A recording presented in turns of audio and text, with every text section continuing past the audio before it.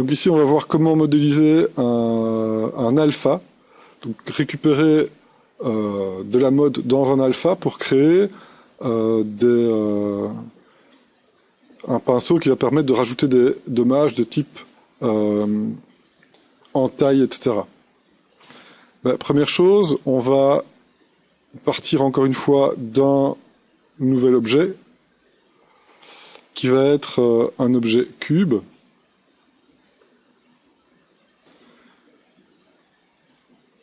Ok. Et cet objet cube ici, je vais le dupliquer et placer un cube au-dessus de l'autre.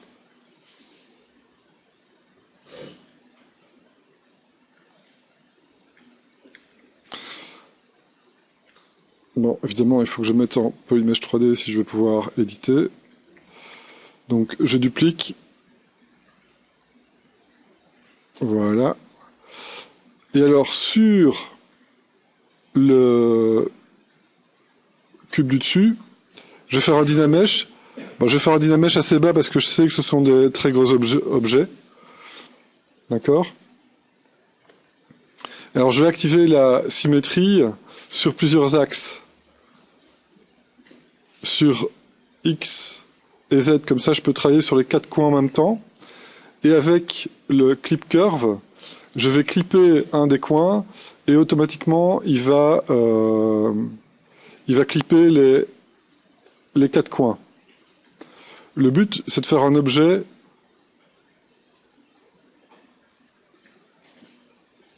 pointu. Ok?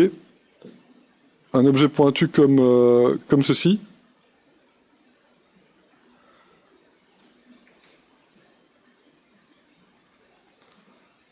Là, je vais subdiviser pour avoir plus de précision.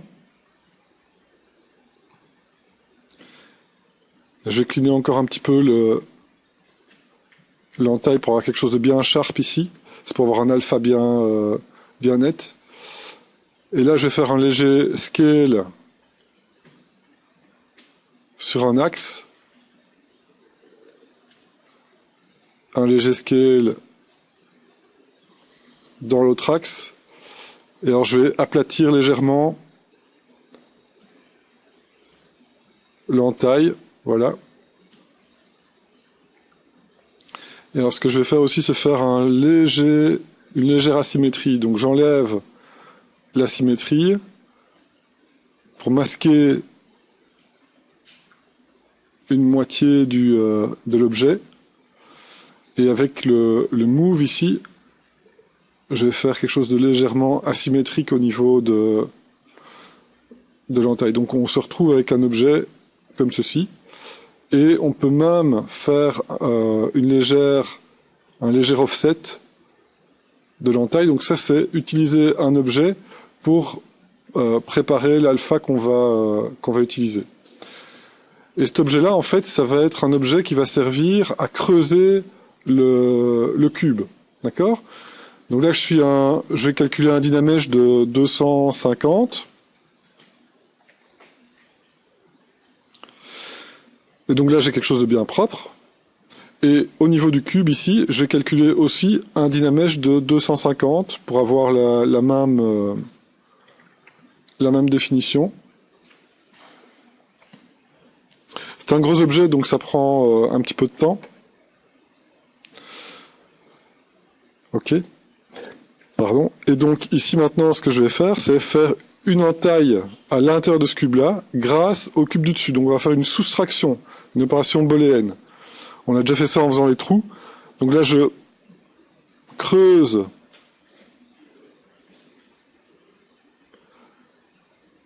j'insère l'objet du dessus dans l'objet du dessous pour pouvoir le creuser. Et donc cet objet-ci, je le mets en soustraction. Je fais un merge down et je recalcule le Dynamesh. Ce qui fait qu'on va voir l'objet du dessus qui va être soustrait de l'objet du dessous.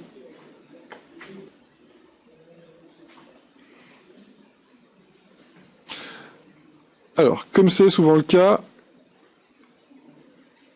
ça n'a pas marché. Donc là, je resplit les deux pour voir, essayer de trouver pourquoi ça n'a pas marché. Donc l'objet du dessus doit être en moins, l'objet du dessous doit être en normal. Je vais faire un autogroupe au niveau des polygroupes sur l'objet du dessous et un autogroupe sur l'objet du dessus. Et là, je vais faire un merge down et recommencer le processus.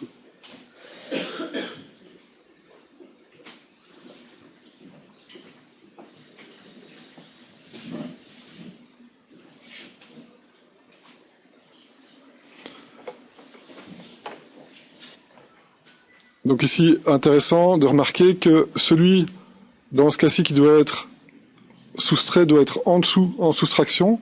On prend celui du dessus, on fait un merge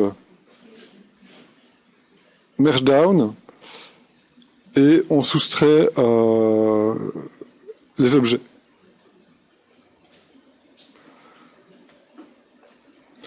Ok, donc le but, c'est d'avoir ce genre d'entaille sur le cube.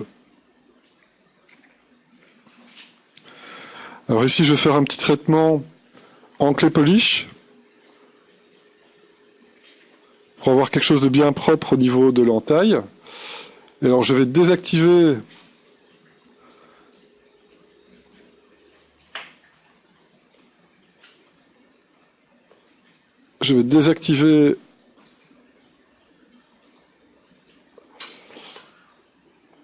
ici, je vais cligner encore un petit peu le bord de l'entaille. Voilà. Je désactive la perspective. Je vais mettre ça ici en gros plan. Et l'outil qu'on va utiliser, je vais sauver ça, ce sera en taille. L'outil qu'on va utiliser s'appelle MRGBZ Grabber. Et le MRGBZ Grabber, il va permettre de créer... Bon, ici je l'ai mal fait. Il va créer, à partir de la zone sélectionnée, il va créer un alpha. Vous voyez ici, l'alpha qui est créé. Cet alpha-ci permet de générer ce type de géométrie-ci. Ok, avec la bonne profondeur, etc. D'accord? Donc c'est un outil qu'on va pouvoir utiliser maintenant sur notre personnage, par exemple sur les bottes. Et là, je vous propose de faire ça dans un layer. C'est aussi un nouvel outil. Un layer, ça veut dire c'est comme dans Photoshop où on va avoir plusieurs layers avec plusieurs effets dedans. Eh bien, ici, je vais utiliser la brush standard avec l'alpha que j'ai créé ici. Par défaut, voilà ce que ça fait. Donc là, je vais mettre le focal shift à -100. Voilà ce que ça fait. Et là, dans les paramètres de brush, les paramètres d'alpha ici, dans la mid value, je mets 100%. Et là, on commence à voir quelque chose d'intéressant. Et pour mieux avoir un meilleur effet avec l'alpha, on va ouvrir Photoshop.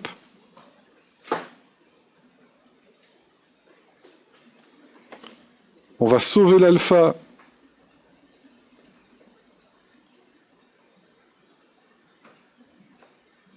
en l'exportant ici de ZBrush. Ce sera alpha en taille.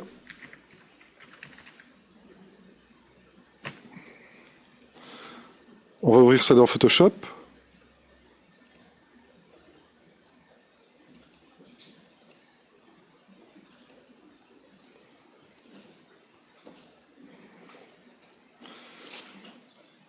Et ici, dans Image Canvas Size, on va faire quelque chose de carré.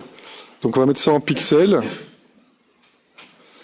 Et là, je vois que c'est en largeur que je dois mettre 556 pour avoir quelque chose de bien carré. Et ça, je sauve. Je vais réimporter ça dans ZBrush. Voilà, maintenant c'est bien carré. Je vois que je peux encore ramener un peu plus de blanc au-dessus et en dessous, parce que l'alpha est trop près du bord. Donc là, Image, Canvas Size toujours en pixels. Et là, je vais mettre 600 et 600 pour gagner un petit peu plus d'espace. Je réimporte, chaque fois il met à jour, enfin il ne met pas à jour, il faut chaque fois que je réimporte pour qu'il mette à jour. Je mets la mid value à 1. Et là en fait vous voyez que je peux faire des entailles. Alors le focal shift c'est mieux de le mettre à moins 99, sinon on a un contour fort net. Et alors l'intensité ici je vais la baisser un petit peu, pour pouvoir avoir exactement ce que je souhaite comme effet. Et là, vous voyez qu'on peut faire toute une série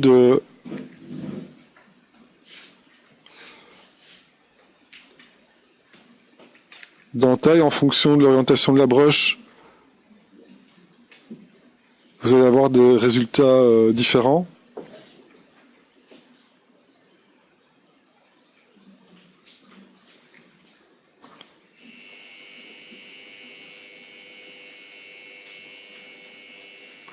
Et c'est vraiment de la mode. C'est-à-dire que c'est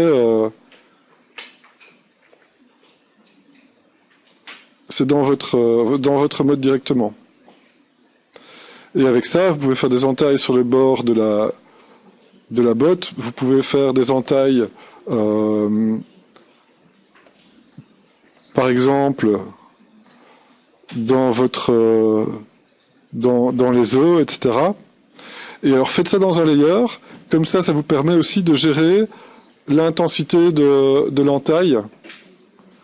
Mais une fois que vous avez un mode layer, pour rajouter encore d'autres détails, il faudra toujours rajouter un layer. Une fois qu'on a commencé, on est obligé de continuer. D'accord? Donc pareil ici au niveau du chapeau.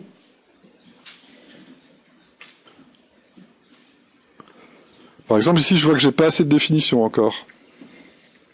Donc je peux rajouter de la définition. Pour ça, je dois supprimer le layer, rajouter une ou deux subdivisions et continuer à travailler sur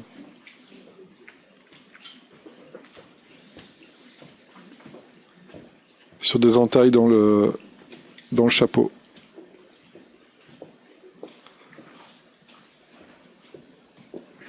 Ok ?